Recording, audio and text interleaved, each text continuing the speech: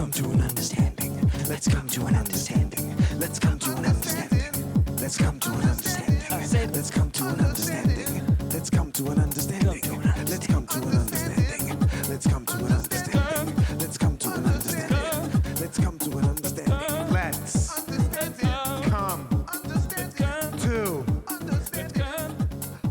an understanding. Hello. Bienvenue. Bienvenue. Back in the bedroom. Coming to an understanding. Back in the bedroom. Lots to talk about. Got a lot of listener feedback last week about okay. being in the living room. People felt a little caught off guard. Oh. They felt that we'd sold out. Okay. They said, you can really tell that you guys have gotten into a bigger space. They can tell from the audio, eh? You can tell from the audio, the reverb. It wasn't there. So we wanted to go back to our roots. We brought it back to the bedroom. Oh, yeah. Also, your roommate's back, so that's also partly why we're back in the bedroom. Partly, yeah. No, but he would have been cool with it. We have to have him on sometime. We will have him on sometime. He has to come on the podcast. There's so many people. Local NDP, Jill says what? Andrews. No. What's that? Was it Jill Andrews? Jill Andrews. Yeah. I was going to say Jill's last word on Instagram. I'm doing the worst shout out right now. She's a member of provincial parliament. Yeah. For our riding. St. Paul's West. You're the facts guy. In Ontario. Yeah. I am sometimes hazy on the facts, and I'm not afraid to admit that. I know a lot of you out there like to say, these men love doing these podcasts, just saying stuff, and standing by it, even if it's total bullshit. Yeah. And listen, that's mostly true. Even on this podcast, it's mostly true. With half of the men here, okay? But there's one man here. Wow, really? Well, I'm not saying who it is. Opening with an attack. I'm not saying Opening who with it an is. attack. Let me I'm tell not everyone saying who this. it is. I was raised by three women. I'm not saying who it I is. can apologize like this. I'm not saying who it is. You want an apology? I'll do it. I'm not saying who it is. You want an apology? I'll do it. $5 apologies. I'll apologize for anything. Like this, I'll apologize. $5. Very enterprising. Very enterprising. You think I can't apologize? What kind of an attack are you doing on me? I never said who it was. Oh, okay. I never said who it was. You're getting very defensive. Okay. I'm saying there's one man here. Yeah. Who's over the age of 30. Wow. Double call out. 30 dog years. Wow. Who's over the age of 30 dog years. You don't let me finish. You don't let me finish. Why does it have to be so personal? Do not accuse me of not Why letting does you it always finish. have to I was be raised so by personal? 3 women. They taught me. What'd they teach you? To let them finish? Yeah. Like Kanye? Would you do a lot of this? I'm gonna let you finish. Would you do a lot of I'm gonna let you finish at the dinner table? Amish? Mr. Patel? No. I didn't know Kanye did that. I've come to start like calling you Patelis. Because I imagine he was a Greek man. Patelis? Patelis, named Patelis. One time there was an Italian pizza place in Florida, and it was called Patelaninos. It was a Patel who owned it. It was a Patel who owned it? He wanted to sound Italian. What was the last part? Patelaninos. Patelaninos. No, it was Patelini's. His place was called Patelini's. It's in Florida. Patelini's. And my cousin took us Where, in Naples, Florida? I don't know where. Patelini's. Patelini's. And it was him. He was the picture on it. Yeah. And he was like, hey. And it was like red and green. Like he just pretended he was Italian. Would he do like tandoori chicken pizzas and stuff like that? He put a Patel flavor on the pizza though. What would he That's put the on interesting it? thing. What would he do? You could almost look at it as an early Gujarati Italian fusion pizza place. You could almost look at it like that. Gujarati fusion. Gujarati fusion. Gujarati fusion. Gujarati fusion. Gujarat Italian. Well, the first thing on the docket, I'm glad you brought up Patelini's because the first thing on our docket today, okay. Patelini's. Yes. And where in Florida was that again? Was that in the Keys? Was that South? I don't South remember. Beach? It was an hour to get to Disney World. I was like 15. Oh, you're by Orlando. Yeah. Okay. And your family went. We must make the stop at Patelini's. This guy, I was like 15, so I just wanted to eat pizza all the time. And he goes, hey, brother, best. Yeah. Everybody best. And he takes me to Patelini's. Yeah. And the Patels like pizza a certain way. It's got to be like thin crust. It's got to be spicy. There's a couple of little things. Like a Dr. Eckers in Yeah, the like- wild. like a Dr. Eckers, but a Dr. Patel out there. Like a Dr. Eckers in the wild. Yeah. Or a Dr. Patelini's. I bet there's a guy out there who's like shamed his family by going from Dr. Patel to Dr. Patel's Pizza within a short amount of time. Right. After like his third mispractice, he was like, well. Well, who is Dr. Oetker? You gotta ask. Like, why is a doctor making Dr. pizza? Ecker. Dr. Why is he Ecker is making a pizza? German company. I don't think Dr. Ecker is anybody. But why is he a doctor though? If he's making a pizza, it's a weird thing. I don't know. He also probably has his demons.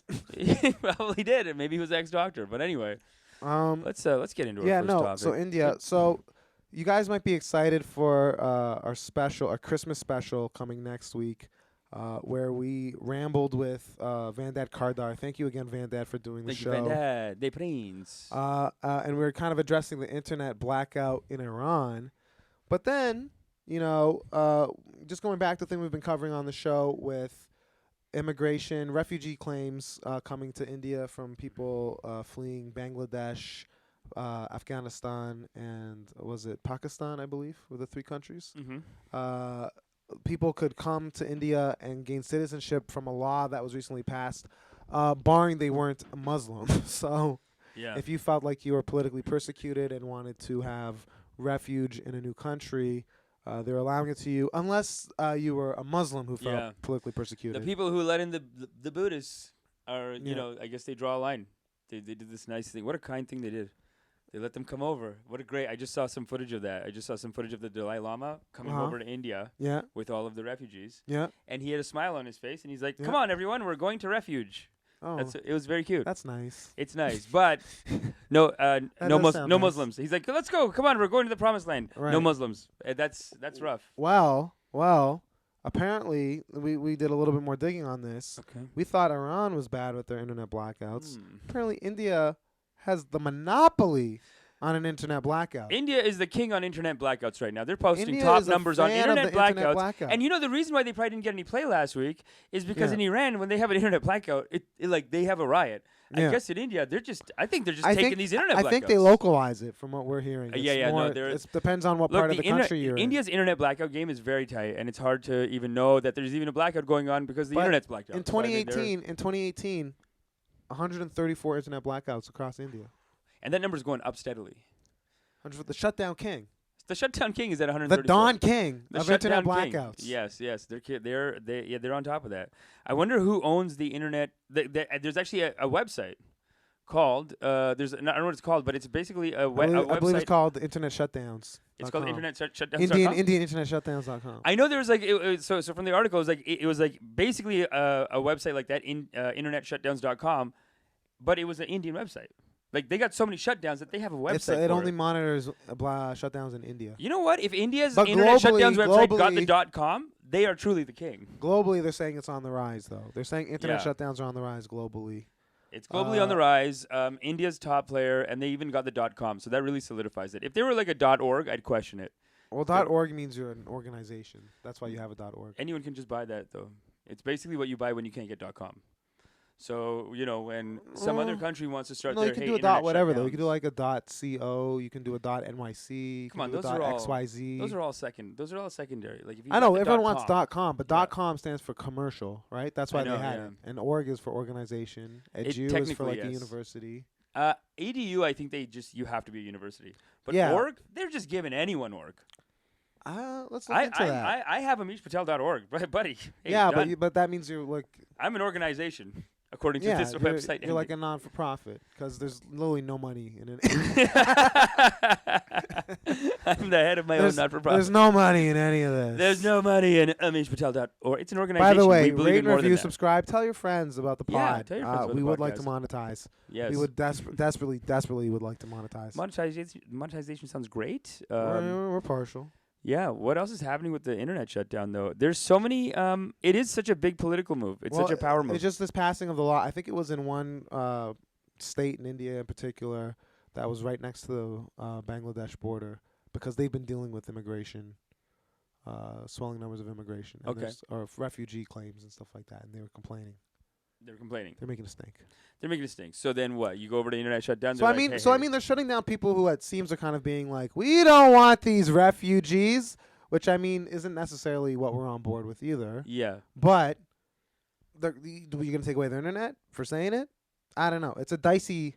That's dicey. We don't really... I don't know who I agree with in this situation necessarily. In that situation, so you're saying that there was a government thing that like was posting were they posting Islamophobic stuff, and then these guys shut them down? I don't know if it was Islamophobic, but it was like anti-refugee. Period. I think is what. Right. That was the gist that I got that Okay. from It was anti-refugee the Massachusetts Institute of Technology Journal. and internetshutdown.com.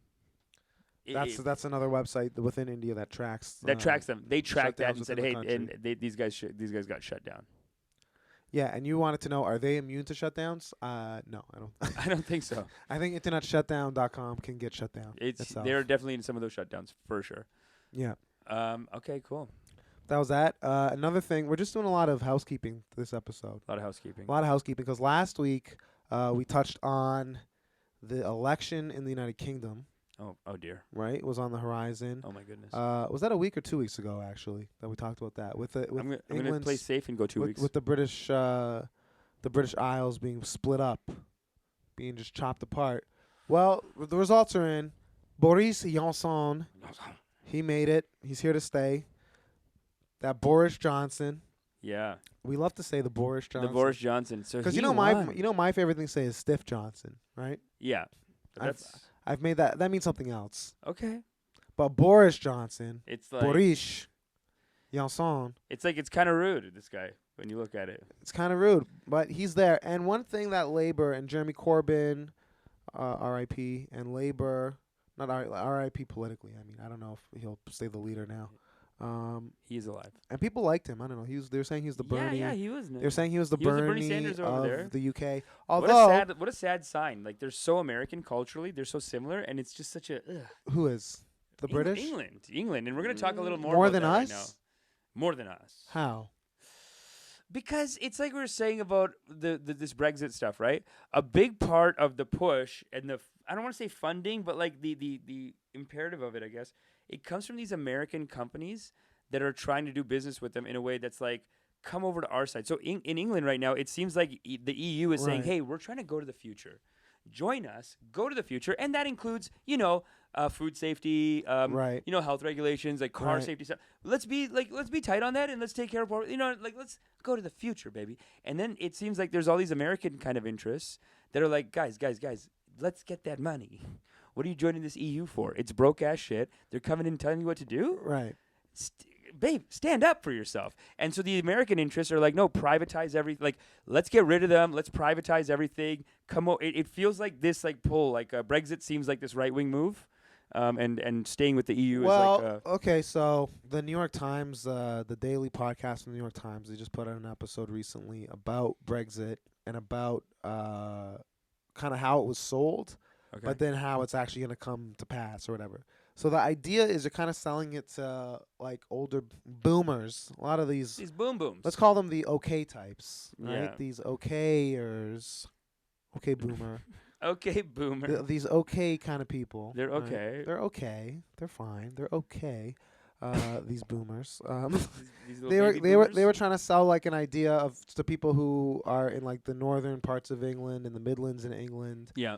That you're seeing these guys, these Patel types walking around your streets. Whoa, hey, better watch it. Hey, watch it. I'm just my saying, people have come up in the game. I'm just saying what they said on. I'm just saying what they said on the New York Times. You're gonna attack my people. I'm just saying what they said on the New York Times. They podcast. said these Patel types. So this is what they said. Michael Barbaro from the New York Times. Wow. He said anti-Patelicisms. Well, no, he said they see these Patel types walking along the high streets.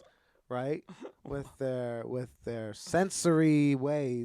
This is the new anti-Semitism. I think this is what it is, and it's starting right here. No, it's not starting right here. It's starting New York Times that you read. I listened. Anti-Patelicisms. You can listen okay, to it. but go on. Let's hear these anti-Patelicisms. They said, this is not a Patel country, and now this. I mean, this is what they said. Punishing my people for This success. is what they said. They came up too hard in the game. Sorry for being so successful. They said there's a lot of Patels running amok. Sorry for making so much money that now you have to attack me. I'm so sorry. Anyhow.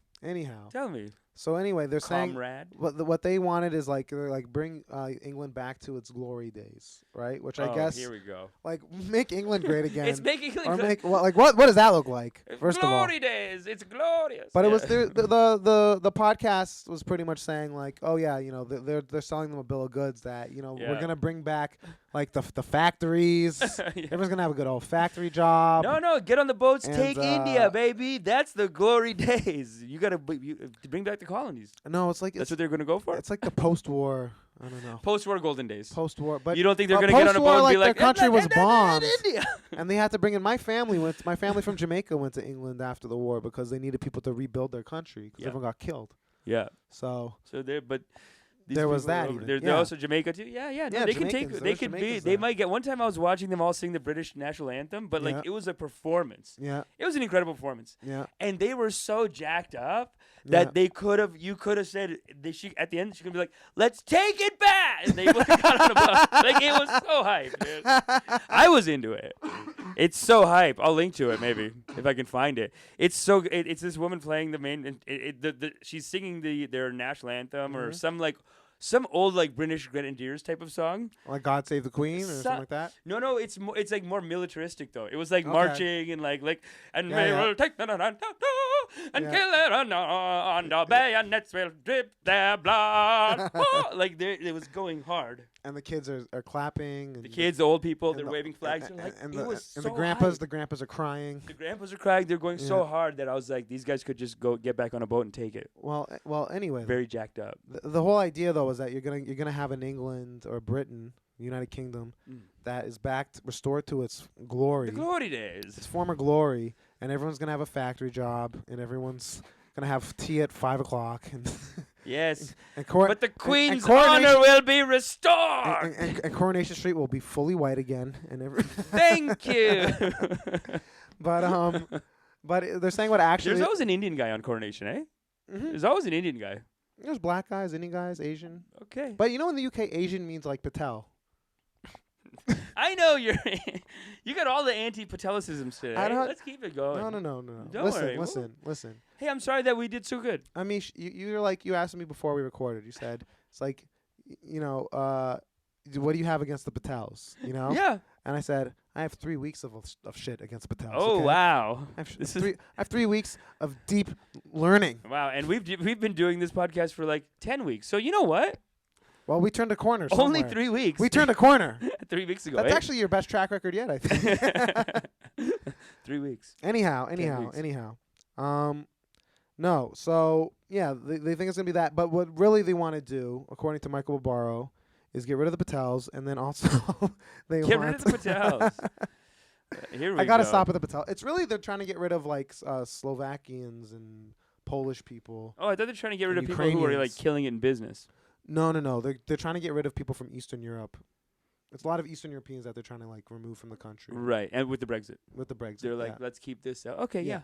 But then they said that the idea is it's gonna be like Singapore, so it's gonna be like highly deregulated, and then you bring like a lot of people who just want to come make money, make a lot of cash, highly educated, and making a lot of money, and they're just coming into London and they're like, we're trying to cut deals, we're Hong trying Kong. to get paid, Hong Kong. like Singapore. Why do you use Singapore as an example? Because Hong Kong is a free 'Cause- port as well. Yeah, but Singapore is like all about business, Doing great though. all about economic opportunities for people around the world. Yeah, because kinda Hong stuff Kong, like that. same thing. They're like an open port. Panama has some similar kind of tax laws where they're like an open port, so anyone can come do business. Mm-hmm. And Hong Kong, like, it's so heavy capitalist. This is the only Yeah. way I can explain it. That they have apartments now that are like a fridge box. Like Oh, yeah. that's how like much they believe in the free market. That they're like, Oh yeah, you know what? If you got to bring some people in and they have to live in a refrigerator box, we're fine with that. We got to Right. keep the money flowing, you know. So they really, they believe in that. But one of the things though is that you're giving business with the whole Brexit thing. Business is getting a huge boon, right?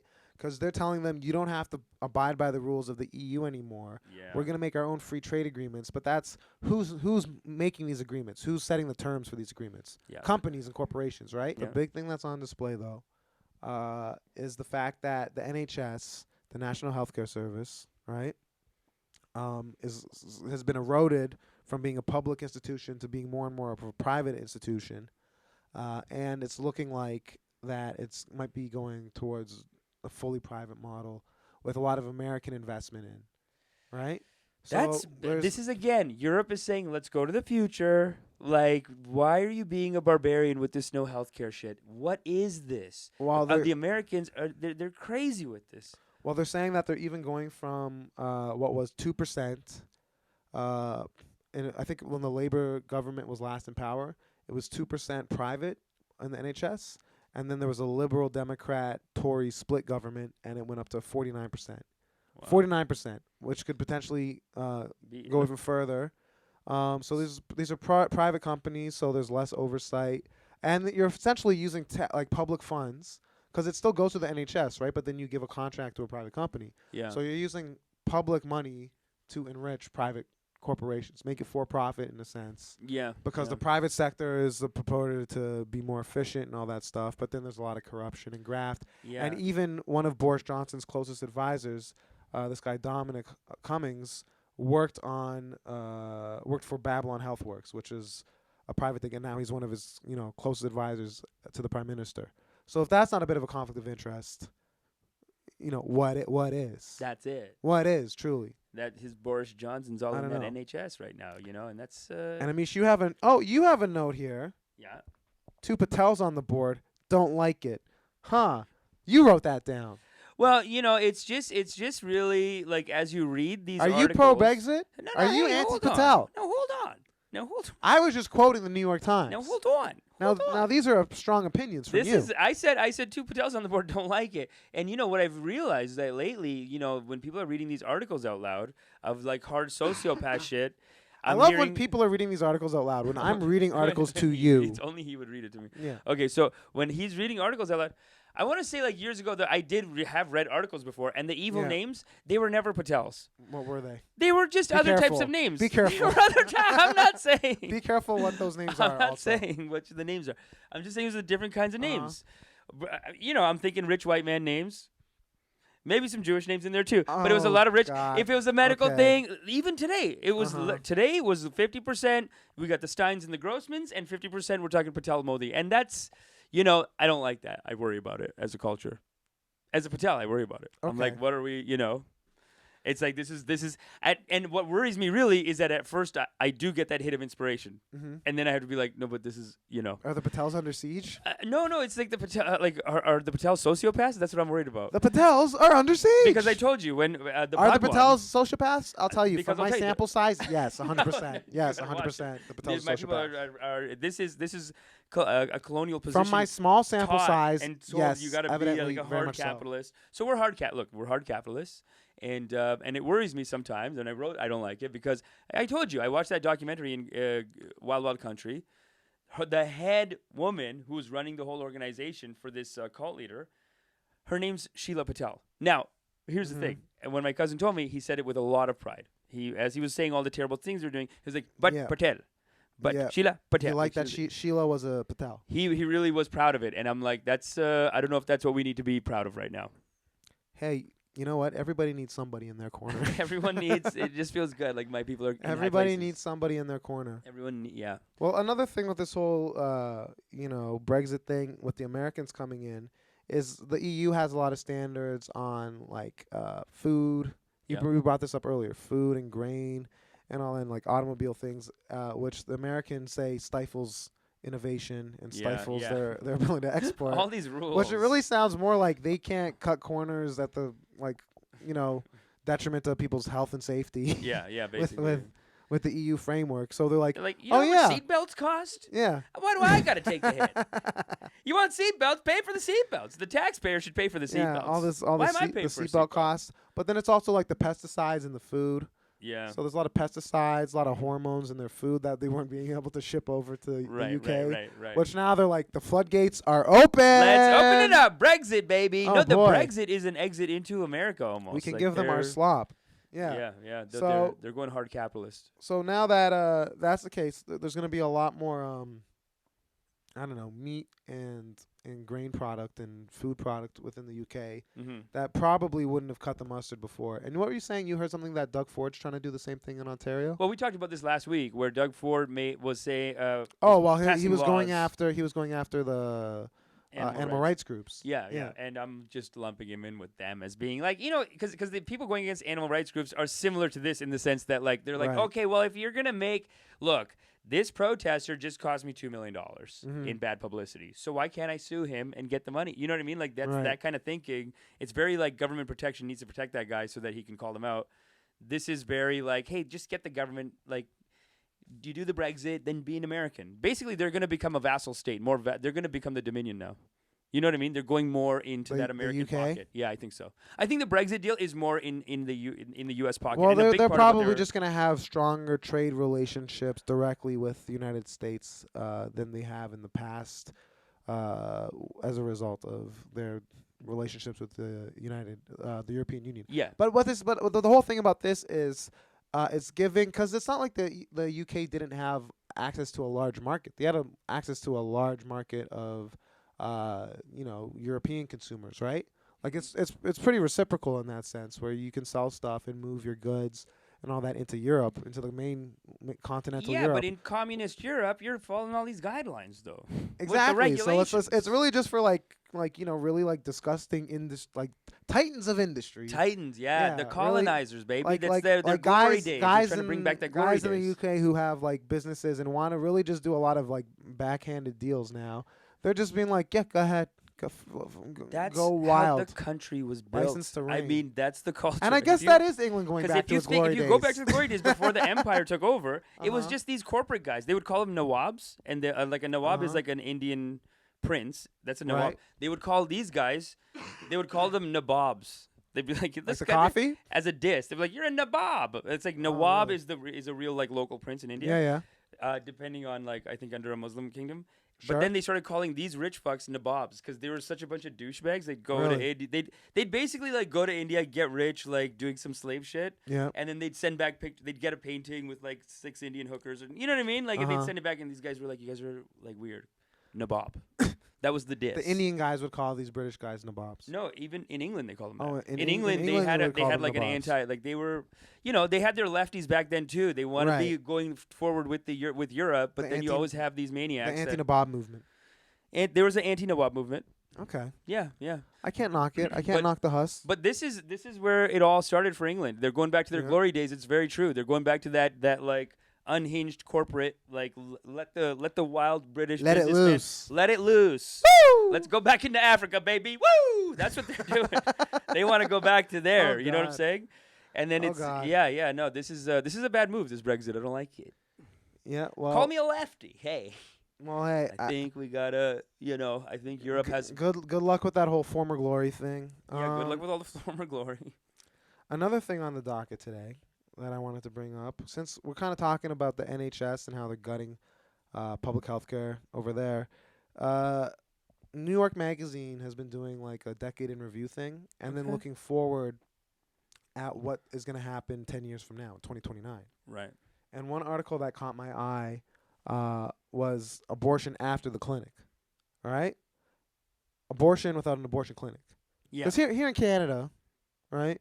Mm-hmm. Abortion. Although in Prince Edward Island, I was told there was no abortion clinic on Prince Edward Island, and that was a big, Right. uproar. I have friends on the East Coast. my Shout out God. to the East Coast of Canada, Nova Scotia, New Brunswick, Prince Edward Island, Newfoundland. East Coast. Apparently, there was an issue with people trying to get access to abortions on Prince Edward Island, and they didn't have any, and they weren't putting any in. With Trudeau, I have to read up more on that to find out what's going on. But there was a crisis there.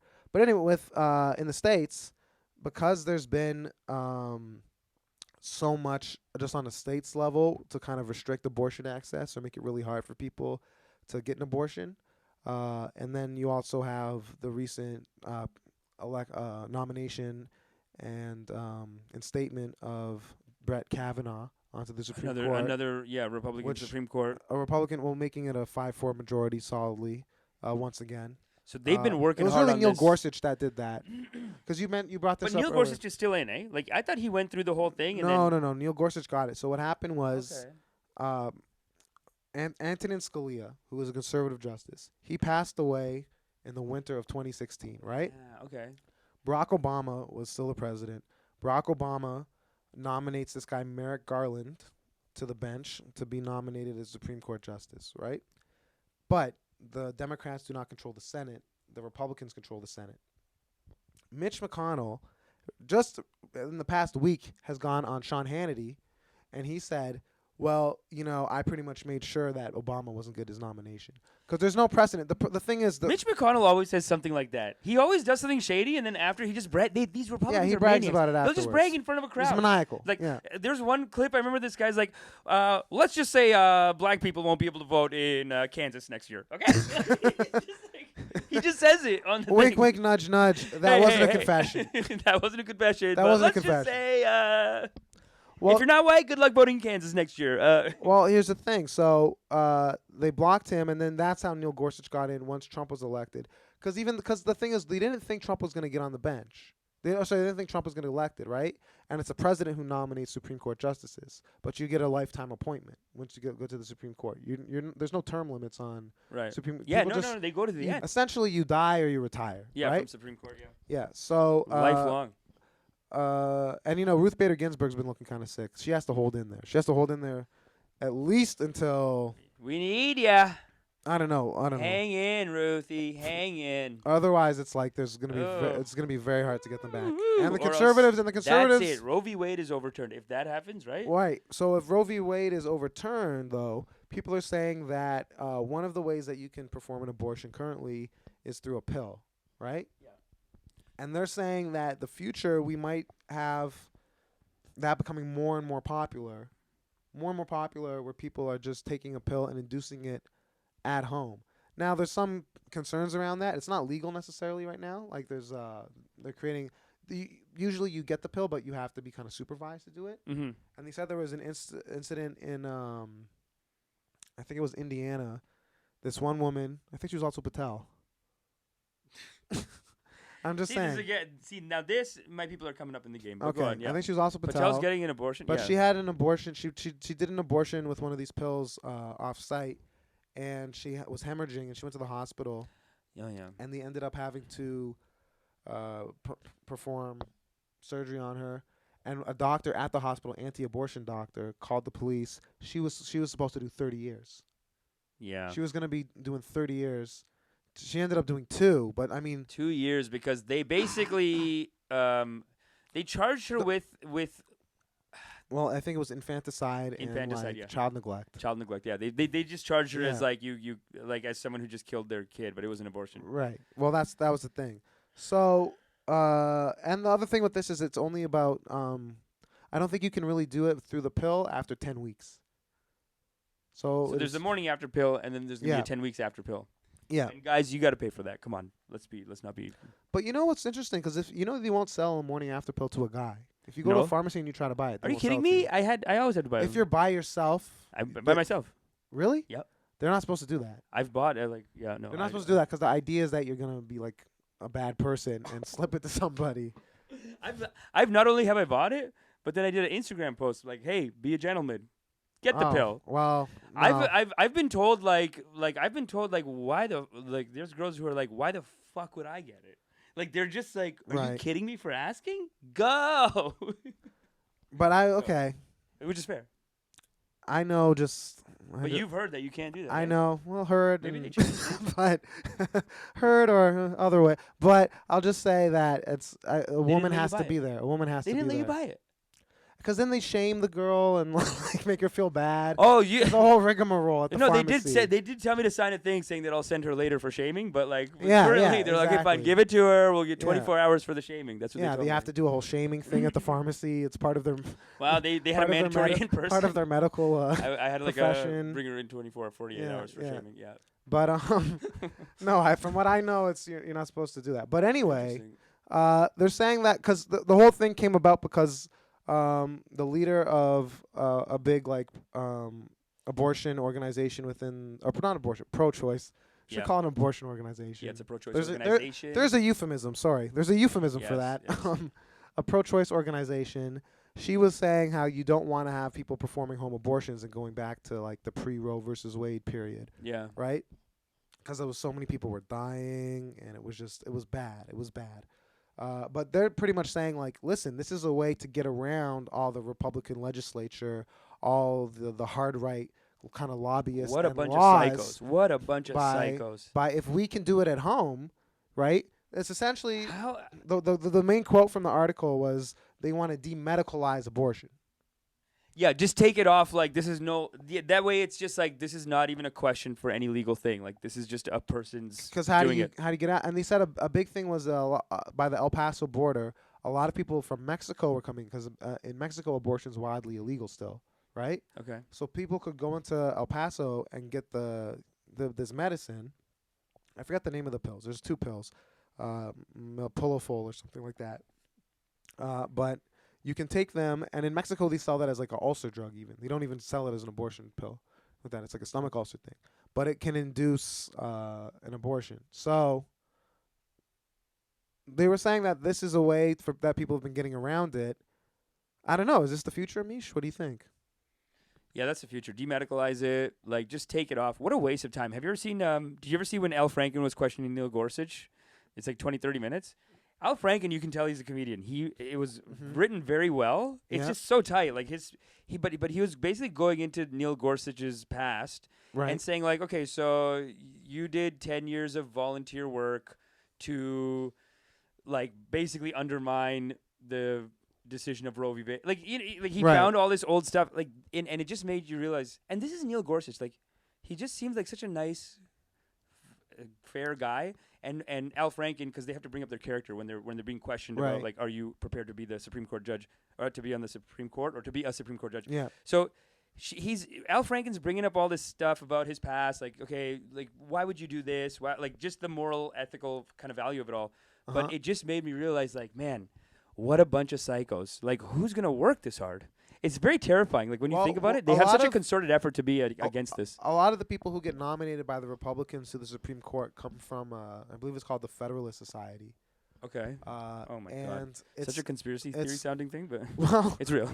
It is, but it's essentially they find people who have like often Catholic or like very very strong pro-life beliefs and have been going through the court system. Yeah. And they kind of create a short list and have them on the list and go, all right, these are the guys that we want. You got to choose from this list to put them on the Supreme Court, and they'll do all this other stuff. But it's like a grooming to get like the most extreme kind of conservative. Oh, they made a little contest. Of course they did. They made a little. Made a little hierarchy. Oh yeah. They made a little like if you want to move up. No, and I think what I'm just theorizing here, but I think what Neil Gorsuch was doing there, it's almost like to get his points for something like this. Yeah. It's like he was building up his kind of support in like, well, I was there to do community service. That's the community service. Or no, it might be the Heritage Foundation. Heritage Foundation actually sounds like, but the other one sounds like a real organization too. Heritage Foundation, yeah, I've heard about them a bunch of times. But there's a documentary that just came out about this. There's a couple about the religious. I think it's the Federal Society though. I don't know. It's one of the two. Yeah. No, there's a bunch of these societies. Yeah, they're very, they're a thing. Sorry, what were you saying, Lou? I was saying there's a documentary about it, about how there's like an organization that's like, okay, how is our religious thing being met here?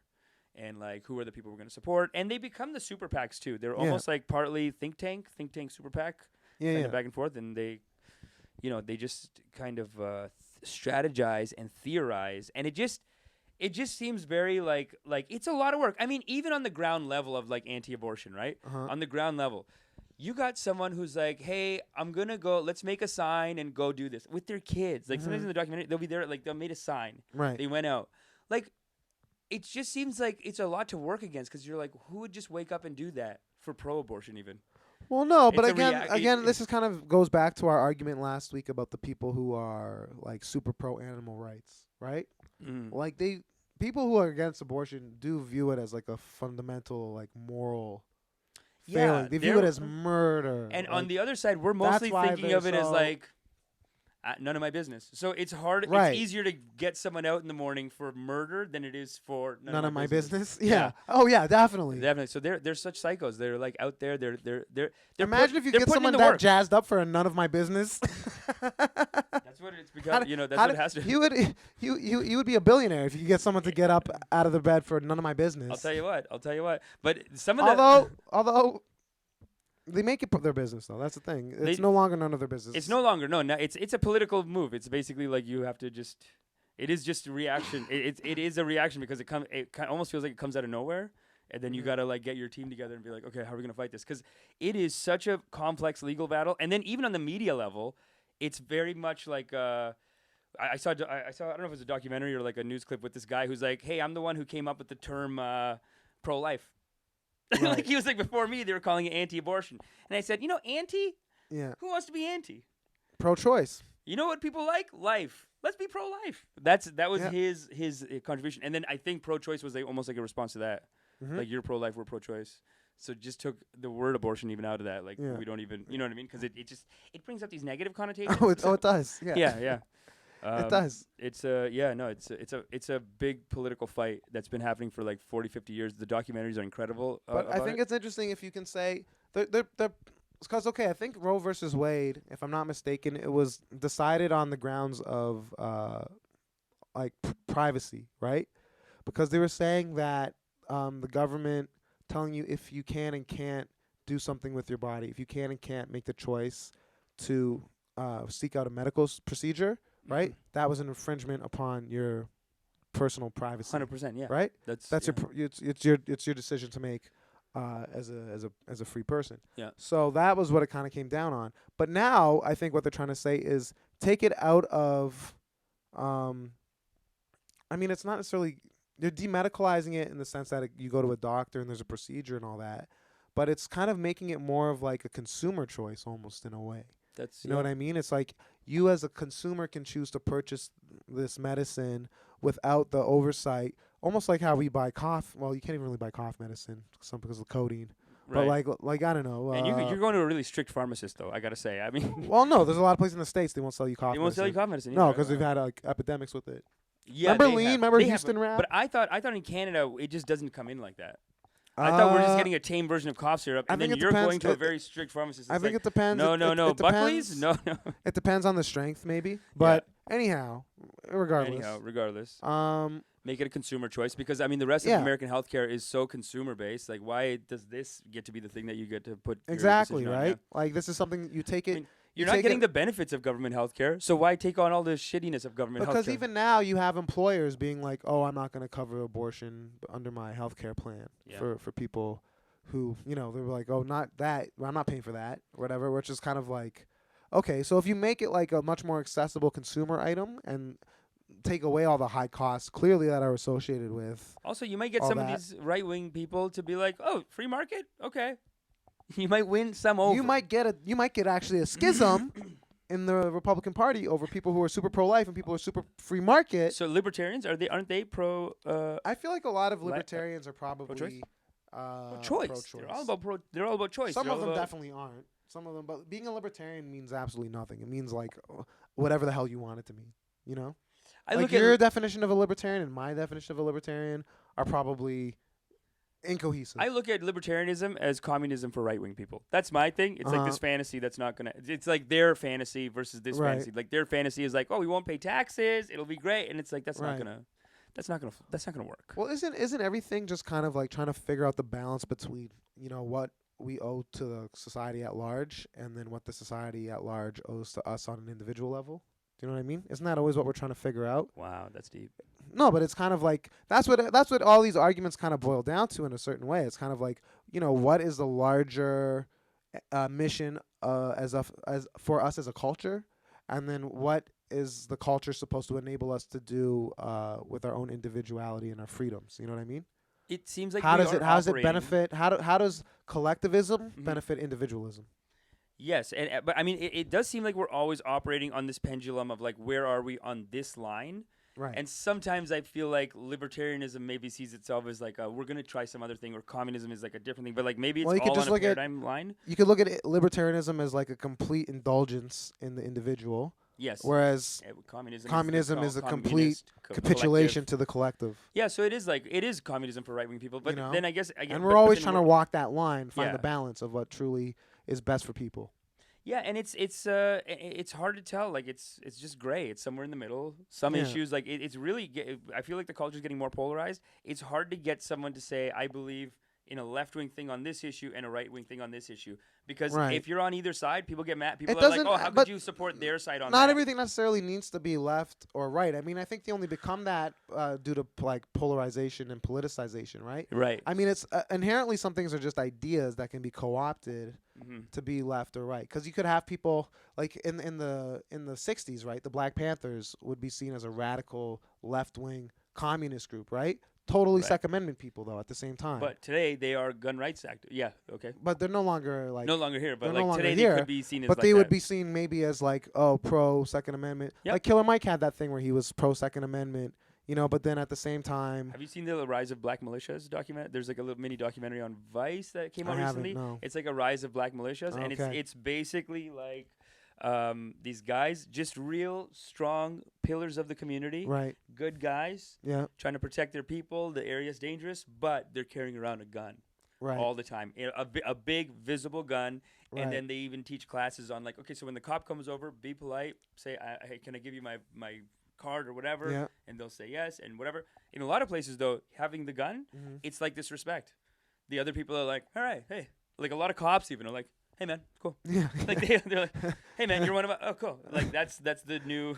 it's a different culture. It's I a don't different know. It's a culture, yeah, different yeah. culture. But there's that. Okay, so that's just all. You know, we're just this is just something that came to our attention. We wanted to address. We like to address kind of lesser spoken about news items and stories and things coming ahead. This so is very important stuff, and is abortion going to become even more of a personal thing in the next decade? I hope so. Let's see. I think that's the direction it should Let's go find in, out. for sure. It should not be. However, it is medical though still, It is right? medical, So yeah. it is something where if it does get out of hand, you do want to have a doctor available to assist. Oh yeah, You yeah, know? no, but I'm talking about like the demedicalization almost on a political level. So it's Yeah. like we should take it away. We should make it a personal choice. So even getting the doctor and having access to the doctor, that should be a personal choice. Like that should be open to people to do on their own, not like No. But if you have states where, and if you live in a place where the culture generally is no, if a doctor's like, I don't want to see you related to that kind of thing. If it actually does get repealed, and the doctors have, the rights to say that, To say or no. there is no abortion clinic, so there's no one trained with that kind of thing like that. Yeah, no, that I mean is a fear. that is the issue as it currently stands. Kind of, it's like how does it happen in a safe way, Yeah, so where it's that- not hurting people? But they're saying it's possible that could start becoming the new normal. Anyway, we got to move on to Let's move our on. our final topic of the day. Amish, you like a lot of fast fashion, don't you? I do. I shop at Blue Notes. They text you me. like Blue Notes? They text me twice a week saying like, Blue hey, Notes is texting you about deals? Blue Notes is texting me about deals. I don't know if you got Oh, the 50%. okay. Hey, I don't know if everyone's getting the deals, but I'm I getting did like not, no. I'm getting like 70% off sales. You know what I'm saying? They're just letting me know. Okay. I'm on that text. There's I don't know who said it. It might be Michael Brooks from the Majority Report who said this, but there was someone who once said, when you're paying $17.99 for a dress, right? Or if you're paying $1.50 for a cheeseburger. Here we go. Here's the communist. Let's go. I'm just saying, someone somewhere is actually paying for that, right? The Patel in me could sense that, and that's wrong. But How yeah, do you mean? The battalion you could sense that? I could sense when you started it, you're like, well, there's people who say that if you get a good deal in the free market, Right. someone else is paying for it. Someone else is definitely paying for it. Yeah. And this week, the New York Times is reporting that Fashion Nova, Yeah, if you're getting that hot fashion. a very popular online sports retailer known for their $17.99 dresses and their $24.99 jeans, has been paying workers as little as $2.77 an hour. Yeah, they were selling themselves as like they're empowering. U.S., this sorry, is U.S. This is U.S. So it's not bad with the exchange. It's it's But yeah, very low. $2.77 an hour. But I guess they're empowering their customer base because that's kind of their selling things. Like we're empowering you, but they do have to disempower some other people. How are to they do it. empowering them though? Because the fashions are bold and make a statement, and it'll flash you on your Instagram account. Like Well, I think this story is like, first of all, how are you buying something for $17.99 and not thinking like, oh, why is it so cheap? What are they doing that could possibly make it so cheap? wow, you know what Drew. I mean? Only like you think about that. Most people just get the deal. I know most people get the deal, but I mean, if the next thing like up is at least twice as much, how are their margins so good? And of course, well, you'd have to Then think. people grab it faster. Then they're like, "Is it a mistake? What's that? Let me get this. No, but it's consistently. It's consistently like let me that. get this before these workers get rights. I mean, not like that, but like they're like, But- let me get this. It might be a mistake. You know what I mean? The Okay, price. Let me grab this. So people grab it even faster. But people don't have your class consciousness. But I think this story combines a variety of things because on one level, it's Yeah. like fast fashion is so bad for the environment, right? It's one thing where people are just saying, "Yeah, no, we were making way too many clothes. It's the cost of shipping it, the cost of manufacturing it, then the environmental cost when it inevitably gets thrown out." But Drew, I gotta stay fresh triple in the threat. fall, and then Yeah, I yeah, gotta you stay gotta fresh look with good. whatever's happening in the winter after that. Listen, I bought a couple new Because sweaters. I gotta stay I bought a fresh. couple new sweaters my this year. empowerment. I bought a couple new sweaters this That's year. my empowerment. I'm complicit. I'm not saying I'm not complicit. I want to let people know I'm in the game. You know what I'm saying? But what I'm saying, flashy, but but what then I'm that saying comes at is a price. this story combines like the environmental like impact of fast fashion being so horrible, plus the fact that there's all these undocumented workers that they were having in LA that they're literally paying 60-hour work week, $270 for a 60-hour work week. $270 for a 60-hour. I'm going to say it one more time. $270 for 60-hour work week. That's crazy. That's insane. How do you pay someone that? $275 US an hour. On top of it, so Fashion Nova works with a lot of like outsourcing, right? So they outsource their jobs or their designs to different factories, right? So there was like I think one factory had $3.8 million in back pay, and they were paying people, $3.46 an hour, $270 a week for a 60-hour work week kind of thing. People were getting paid like cents on the sleeve. Like if they wanted to stitch your sleeve, they're paying them like 8 cents for one sleeve, 8 cents for another sleeve. You know it's 6 cents. It's like you screwed up that sleeve, so I'm gonna have to cut 6 cents. No, but the crazy thing is they're paying this little. Also, they're like $8 million behind in back pay. They haven't paid a bunch of workers. $3.8 million. That's what I just said. Sorry, yeah, $3.8 million behind. Yeah. And now Did here's their solution. Here's the solution though, because now they're saying like, listen, we're not even making most of our stuff in LA anymore. We're moving it overseas. Yeah. So they're moving their factories down in Mexico or in Asia, where they're like, well, that wage is acceptable there. So yeah. It's all It's a little like that makes it okay though. They're doing their own little Brexit. That makes it okay. They're now. doing their own little Brexit. They're saying, "Oh, look at these oppressive rules over here. Let's How's go over Fashion Nova's doing their own Brexit. They're doing their own little Brexit. How so? America. How They're saying, you know what? These rules. What is it? What am I in communist Europe? I'm gonna go put this in Singapore where they understand business. The independent organization of Fashion Nova. Yeah. Is Brexiting out of America. Out of America. Yeah. But not really. Well, out of California, because California is very like, I can't believe they're getting away with $275 an hour. How could you get away with that in California? I guess undocumented workers, obviously, but 100%. And then the back pay is almost like you're stuck now. Like imagine you worked that little, like that much for that little money, and then you didn't even get paid for it. And then like, hey man, I'll get it to you next week. So until next week, yeah, you they're gotta keep stiffing working. you on that. Yeah, you gotta keep working. You can't leave. You're gonna lose the whole investment. You leave the company. I think last week you were trying to say like there's a fine line of like where slavery stops and begins, right? Right. This is the line. This is the line. Fashion Nova. This is clearly the line. Fashion Nova crossed that line and said, "It's not far enough. Let's go to Singapore." That's where Fashion Nova's like. This line is. Oh yeah. This line's well, too not close. Singapore. You go to like. Sorry. Where are they relocating though? Not Singapore. You're right. They were That's the saying other that story. one company had moved to Mexico to avoid a complaint. They just shut down their operations and reopened up in Mexico. Well, I mean, Joe Fresh had the same issue. Even while you were saying this story, That was in Bangladesh. That was the Bangladesh, and there was a fire there. The fire. Yeah. iPhone, the Fox Corp thing, they're jumping out. Foxconn, yeah. Foxconn, sorry, yeah. I mean, it's so weird. I was reading up on Steve Jobs' widow last night. Yeah. I was just up. I was on a Wikipedia hole. That's interesting. Are you doing all right? Well, no, just because I read something about City Labs, which is like a website owned by The Atlantic, got sold to the Emerson Group, it's called. All right. And I was like, oh, no. City Labs got sold to Bloomberg, right? And then they did a little thing that The Atlantic is selling City Labs to Bloomberg. And then you're glazing over. You're falling asleep on this one. I'm sorry.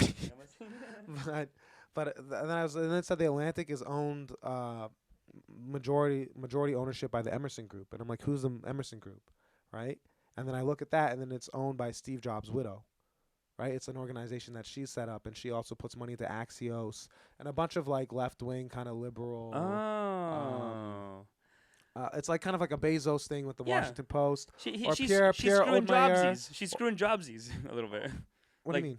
Like I think Jobs had you know, as much as he's a genius in one area, in another area, I think he was a bit of maybe a tyrant. Maybe like he had, Right, but- maybe she felt like this guy's destroyed all his stuff, so I'm gonna take the money that he made and Yeah. funnel it back into left-wing organizations. That might help that. I'm a little just bit. curious though, because like she has like 22 some odd $billion, I think. Yeah. Right. So she's throwing $1 billion over to just feel good about herself. Well, no, but this is my whole thing though. She's still making money. Like she still has stock, like shares vested in Apple. Yeah. Like all of his shares went over to her and stuff like Right, that. Not right. all. I don't know the full terms of her inheritance. Yeah. But it's odd that you bring up the thing about like Foxconn and all that, because she can do all these initiatives within America, right? But then is she still benefiting? Is her wealth still built upon? Do you know what I mean? Life is complicated, man. I mean, you find Life is yourself in a complicated, but that's what I'm situation- saying. Like everyone, there's someone else. If you're paying $17.99 for your dress, someone else somewhere is paying for that. Wow. Integrity. And there's nobody with over $1 billion, right? that doesn't have some blood on their hands. Is that what you're saying? Am I wrong? No, this is you know, these are my Patel issues sometimes. I'm like, are we just yeah, it's hard to bring up these arguments with them sometimes. They're very like, hey, business is business, baby. That's it. It's hard to think about those. I think it's hard for a lot of people to like even like our country. Like I forget who it was. So I was talking to a friend of mine a couple years ago, and they were just trying to explain to their mom or like someone in their family, like Here we go. everything that we have is because everyone else does not have it. Yeah. You know, it's like we have all this because most of the world Doesn't have shit. does not have anything. Yeah, yeah. No, it is You like know? new colonialism. I mean, it's just like a different kind. It's economic, but it's basically like we're. That's why I always say that we're a dominion state or a vassal state Yeah. because it's like we're living in the American Empire. A couple of countries, like it's basically like Western Europe, Canada, Australia, England. I guess we have to count or differently maybe or no, that is Western Europe. And that's it. Like those are the kind. Oh, and Japan, obviously. So they get this top status. Israel too. They get top status. That's like the Dominion states, and then everyone else, it's like, oh, you're the slave. You mean like the vassals? You're, Because yeah, we're the vassals. we're right? the vassals in In the our sense that podcast description, we we call ourselves the vassals of the American Empire. So there's the American Empire. We're the vassals, and then there's like you're the colonies. Like the other countries are just the colonies, right? Right. I mean, it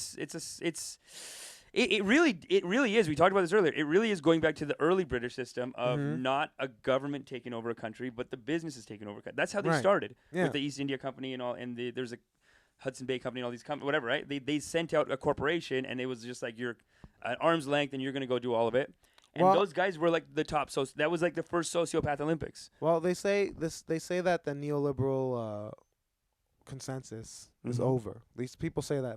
Pete Buttigieg, he says that. He says that it's But over. people also accuse him of being a neoliberal. So. Buttigieg, yeah. But he's saying, you know, Buttigieg. with the election of Donald Trump, that said the end of the Reagan years. Like they say, like after Jimmy Carter, Ronald Reagan moved kind of American culture away from social democracy and towards a neoliberal kind of economic winner take all format. And the election of Donald Trump against Hillary Clinton sparked the end of that, because it was End of that. Yeah, it sparked the end of that. It was the kind of the changing of the guard. So he says that this is what Pete Buttigieg is saying. Buttigieg. At the same time, people accuse Pete Buttigieg himself of just being like a classic politician, though, Yeah, he's just in saying his own something. right. Well, no, just his whole style, his temperament. They say he's more in line with like an Obama or a Clinton, Yeah. as opposed to like the more firebrands in the party right now, like Elizabeth Warren or Sanders or something like that. Yeah, no, he seems like very reasonable and, But this whole Fashion Nova thing, I think this gets people upset on the right and the left when they hear it. Because on the right, people are mad because there's undocumented workers with jobs. And on the left, they're mad because it's people who are being paid absolutely nothing and being exploited. yeah. So that Cardi B can sell, a leather onesie on, Yeah. on Instagram.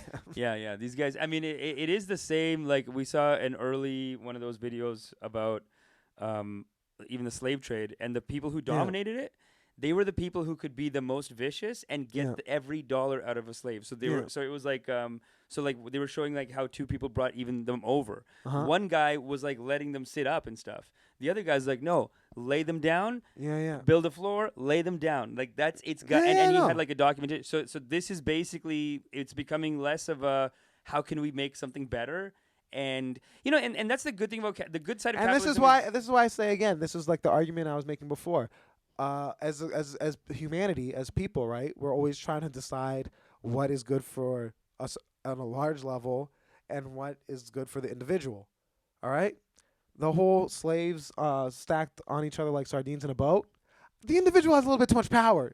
Yeah. You know what I mean? Yeah, someone has too much on that. Yeah. Like this is that, and then this is again what you're seeing with corporations now, just a modern version of it. When you have, very little oversight and very lax regulation and things like that, people are gonna get exploited. Yeah. Anyway, Amish, I gotta hit spin class. Yeah. No, you got to get to that spin class. I What did gotta- you I say? gotta Someone work it said out. the other day. About what? Someone told you something, and you were like, "Hey," I was like, "Hey, are you okay? Are you feeling okay?" It was like before the podcast, and you said someone told you that something they weren't looking for anyone romantically, something like that. Listen, I gotta get a spin class, but this has been a great Let's episode. go to spin class, guys. Thank you so much for listening. Thank you. This has Covered been the Let's Come to issues. an Understanding. We'll see you next week at our Christmas special or holiday extravaganza, however you look at it. Let's come to an Okay. understanding. Goodbye. you. See ya. Bye. Let's come to an understanding. Let's come to an understanding. Let's come